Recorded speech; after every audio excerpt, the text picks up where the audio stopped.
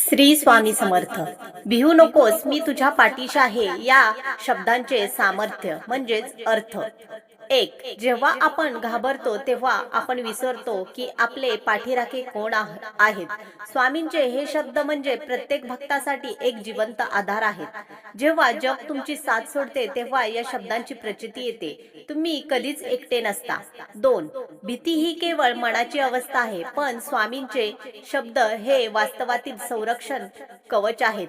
खचलेल्या मनाला पुन्हा उभे करण्याची ताकद या वाक्यात आहे. तीन, तुमचे डोळे कदाचित त्यांना पाहू शकणार नाहीत, पण तुमच्या पडत्या काळात तुम्हाला सावरणारा तो अदृश्य हात साक्षात स्वामींचाच असतो.